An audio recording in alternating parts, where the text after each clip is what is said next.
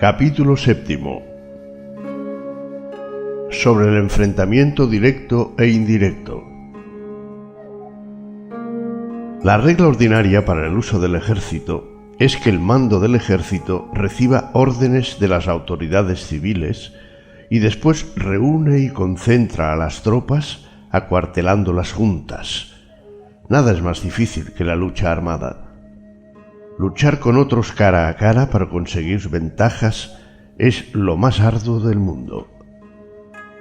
La dificultad de la lucha armada es hacer cercanas las distancias largas y convertir los problemas en ventajas. Mientras que das la apariencia de estar muy lejos, empiezas tu camino y llegas antes que el enemigo. Por lo tanto, haces que su ruta sea larga, atrayéndole con la esperanza de ganar. Cuando emprendes la marcha después que los otros y llegas antes que ellos, conoces la estrategia de hacer que las distancias sean cercanas. Sírvete de una unidad especial para engañar al enemigo atrayéndole a una falsa persecución, haciéndole creer que el grueso de tus fuerzas está muy lejos. Entonces lanzas una fuerza de ataque sorpresa que llega antes, aunque emprendió el camino después. Por consiguiente, la lucha armada puede ser provechosa y puede ser peligrosa. Para el experto es provechosa, para el inexperto peligrosa. Movilizar a todo el ejército para el combate, en aras de obtener alguna ventaja, tomaría mucho tiempo. Pero combatir por una ventaja con un ejército incompleto tendría como resultado una falta de recursos.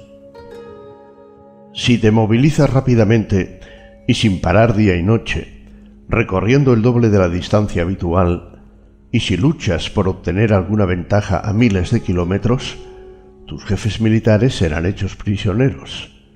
Los soldados que sean fuertes llegarán allí primero. Los más cansados llegarán después. Como regla general, solo lo conseguirá 1 de cada 10. Cuando la ruta es larga, las tropas se cansan. Si han gastado su fuerza en la movilización, llegan agotados mientras que sus adversarios están frescos. Así pues, es seguro que serán atacadas. Combatir por una ventaja a 50 kilómetros de distancia frustrará los planes del mando y, como regla general, solo la mitad de los soldados lo harán. Si se combate por obtener una ventaja a 30 kilómetros de distancia, solo 2 de cada 3 soldados los recorrerán. Así pues, un ejército perece si no está equipado, si no tiene provisiones o si no tiene dinero. Estas 3 cosas son necesarias. No puedes combatir para ganar con un ejército no equipado o sin provisiones, lo que el dinero facilita. Por tanto, si ignoras los planes de tus rivales, no puedes hacer alianzas precisas. A menos que conozcas las montañas y los bosques, los desfiladeros y los pasos y la condición de los pantanos, no puedes maniobrar con una fuerza armada. A menos que utilices guías locales, no puedes aprovecharte de las ventajas del terreno. Solo cuando conoces cada detalle de la condición del terreno, puedes maniobrar y guerrear. Por consiguiente, una fuerza militar se usa según la estrategia prevista, se moviliza mediante la esperanza de recompensa y se adapta mediante la división y la combinación. Una fuerza militar se establece mediante la estrategia en el sentido de que distraes al enemigo para que no pueda conocer cuál es tu situación real y no pueda imponer su supremacía. Se moviliza mediante la esperanza de recompensa en el sentido de que entra en acción cuando ve la posibilidad de obtener una ventaja. Dividir y volver a hacer combinaciones de tropas se hace para confundir al adversario y observar cómo reacciona frente a ti. De esta manera, puedes adaptarte para obtener la victoria. Por eso, cuando una fuerza militar se mueve con rapidez, es como el viento. Cuando va lentamente, es como el bosque. Es voraz como el fuego e inmóvil como las montañas. Es rápida como el viento en el sentido de que llega sin avisar y desaparece como el relámpago. Es como un bosque porque tiene un orden. Es voraz como el fuego que devasta una planicie sin dejar tras sí ni una brizna de hierba. Es inmóvil como una montaña cuando se acuartela. Es tan difícil de conocer como la oscuridad. Su movimiento es como un trueno que retumba. Para ocupar un lugar, divide a tus tropas. Para expandir tu territorio, divide los beneficios. La regla general de las operaciones militares es desproveer de alimentos al enemigo todo lo que se pueda. Sin embargo, en localidades donde la gente no tiene mucho, es necesario dividir a las tropas en grupos más pequeños para que puedan tomar en diversas partes lo que necesitan, ya que sólo así tendrán suficiente.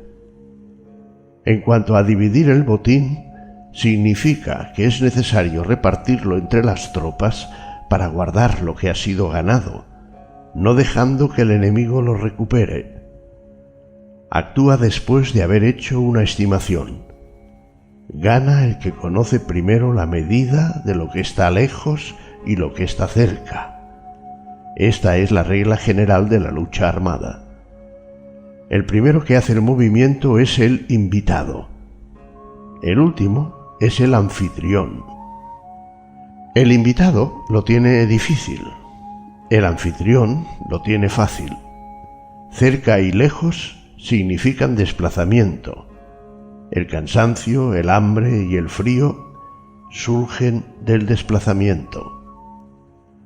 Un antiguo libro que trata de asuntos militares dice: las palabras no son escuchadas, por eso se hacen los símbolos y los tambores. Las banderas y los estandartes se hacen a causa de la ausencia de visibilidad. Símbolos, tambores, banderas y estandartes se utilizan para concentrar y unificar los oídos y los ojos de los soldados. Una vez que están unificados, el valiente no puede actuar solo, ni el tímido puede retirarse solo. Esta es la regla general del empleo de un grupo. Unificar los oídos y los ojos de los soldados significa hacer que miren y escuchen al unísono, de manera que no caigan en la confusión y el desorden. Las señales se utilizan para indicar direcciones e impedir que los individuos vayan a donde se les antoje. Así pues, en batallas nocturnas, utiliza fuegos y tambores, y en batallas diurnas, sírvete de banderas y estandartes para manipular los oídos y los ojos de los soldados. Utiliza muchas señales para confundir las percepciones del enemigo y hacerle temer tu temible poder militar. De esta forma, haces desaparecer la energía de sus ejércitos y desmoralizas a sus generales. En primer lugar, has de ser capaz de mantenerte firme en tu propio corazón. Solo entonces puedes desmoralizar a los generales enemigos. Por esto, la tradición afirma que los habitantes de otros tiempos tenían la firmeza para desmoralizar, y la antigua ley de los que conducían carros de combate decía que cuando la mente original es firme, la energía fresca es victoriosa. De este modo, la energía de la mañana está llena de ardor, la del mediodía decae y la energía de la noche se retira. En consecuencia, los expertos en el manejo de las armas prefieren la energía entusiasta, atacan la decadente y las que se baten en retirada. Son ellos los que dominan la energía. Cualquier débil en el mundo se dispone a combatir en un minuto si se siente animado, pero cuando se trata realmente de tomar las armas y de entrar en batalla, es poseído por la energía. Cuando esta energía se desvanece, se detendrá estará asustado y se arrepentirá de haber comenzado. La razón por la que esa clase de ejércitos miran por encima del hombro a enemigos fuertes, lo mismo que miran a las doncellas vírgenes, es porque se están aprovechando de su agresividad estimulada por cualquier causa. Utilizar el orden para enfrentarse al desorden, utilizar la calma para enfrentarse con los que se agitan, esto es dominar el corazón. A menos que tu corazón esté totalmente abierto y tu mente en orden, no puedes esperar ser capaz de adaptarte a responder sin límites, a manejar los acontecimientos de manera infalible, a enfrentarte a dificultades graves e inesperadas sin turbarte, dirigiendo cada cosa sin confusión. Dominar la fuerza es esperar a los que vienen de lejos, aguardar con toda comodidad a los que se han fatigado y con el estómago saciado a los hambrientos. Esto es lo que se quiere decir cuando se habla de atraer a otros hacia donde estás, al tiempo que evitas ser inducido a ir hacia donde están ellos. Evitar la confrontación contra formaciones de combate bien ordenadas y no atacar grandes batallones constituye el dominio de la adaptación. Por tanto, la regla general de las operaciones militares es no enfrentarse a una gran montaña ni oponerse al enemigo de espaldas a ésta. Esto significa que si los adversarios están en un terreno elevado, no debes atacarles cuesta arriba, y que cuando efectúan una carga cuesta abajo, no debes hacerles frente. No persigas a los enemigos cuando finjan una retirada, ni ataques tropas expertas. Si los adversarios huyen de repente antes de agotar su energía, seguramente hay emboscadas esperándote para atacar a tus tropas. En este caso, debes retener a tus oficiales para que no se lancen en su persecución. No consumas la comida de sus soldados. Si el enemigo abandona de repente sus provisiones, éstas han de ser probadas antes de ser comidas, por si están envenenadas. No detengas a ningún ejército que esté en camino a su país. Bajo estas circunstancias, un adversario luchará hasta la muerte. Hay que dejarle una salida a un ejército rodeado. Muéstrales una manera de salvar la vida para que no estén dispuestos a luchar hasta la muerte y así podrás aprovecharte para atacarles. No presiones a un enemigo desesperado. Un animal agotado seguirá luchando, pues esa es la ley de la naturaleza. Estas son las leyes de las operaciones militares.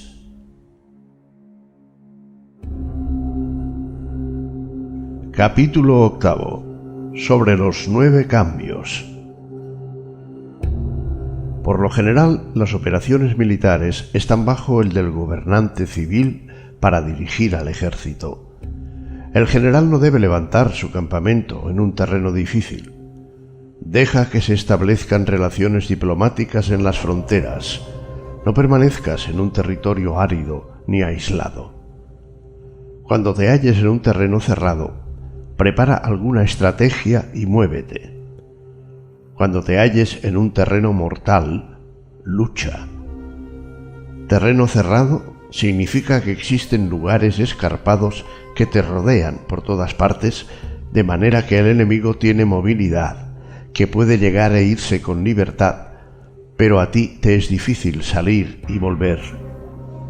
Cada ruta debe ser estudiada para que sea la mejor. Hay rutas que no debes usar, ejércitos que no han de ser atacados, ciudades que no deben ser rodeadas, terrenos sobre los que no se debe combatir y órdenes de gobernantes civiles que no deben ser obedecidas.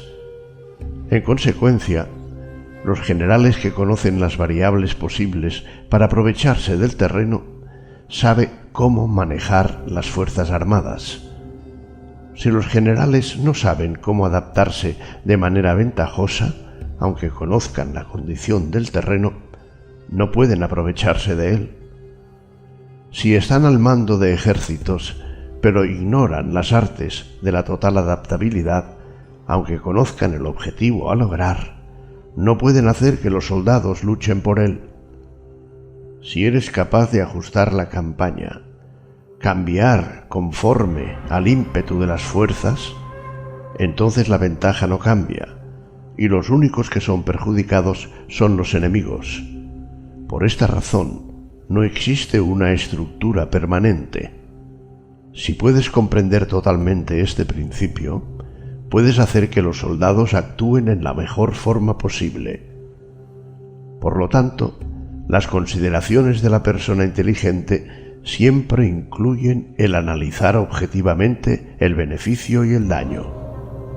Cuando considera el beneficio, su acción se expande. Cuando considera el daño, sus problemas pueden resolverse. El beneficio y el daño son interdependientes, y los sabios los tienen en cuenta. Por ello, lo que retiene a los adversarios es el daño, lo que les mantiene ocupados es la acción, y lo que les motiva es el beneficio. Cansa a los enemigos manteniéndolos ocupados y no dejándoles respirar. Pero antes de lograrlo, tienes que realizar previamente tu propia labor. Esa labor consiste en desarrollar un ejército fuerte, un pueblo próspero, una sociedad armoniosa y una manera ordenada de vivir. Así pues, la norma general de las operaciones militares consiste en no contar con que el enemigo no acuda, sino confiar en tener los medios de enfrentarte a él. No contar con que el adversario no ataque, sino confiar en poseer lo que no puede ser atacado. Si puedes recordar siempre el peligro cuando estás a salvo y el caos en tiempos de orden, permanece atento al peligro y al caos mientras no tengan todavía forma y evítalos antes de que se presenten. Esta es la mejor estrategia de todas. Por esto, existen 5 rasgos que son peligrosos en los generales. Los que están dispuestos a morir pueden perder la vida. Los que quieren preservar la vida pueden ser hechos prisioneros. Los que son dados a los apasionamientos irracionales pueden ser ridiculizados. Los que no son muy puritanos pueden ser deshonrados. Los que son compasivos pueden ser turbados. Si te presentas en un lugar que con toda seguridad los enemigos se precipitarán a defender, las personas compasivas se apresurarán invariablemente a rescatar a sus habitantes, causándose a sí mismos problemas y cansancio. Estos son 5 rasgos que constituyen defectos en los generales y que son desastrosos para las operaciones militares. Los buenos generales son de otra manera. Se comprometen hasta la muerte, pero no se aferran a la esperanza de sobrevivir. Actúan de acuerdo con los acontecimientos en forma racional y realista, sin dejarse llevar por las emociones ni estar sujetos a quedar confundidos. Cuando ven una buena oportunidad, son como tigres. En caso contrario, cierran sus puertas. Su acción y su no acción son cuestiones de estrategia y no pueden ser complacidos ni enfadados.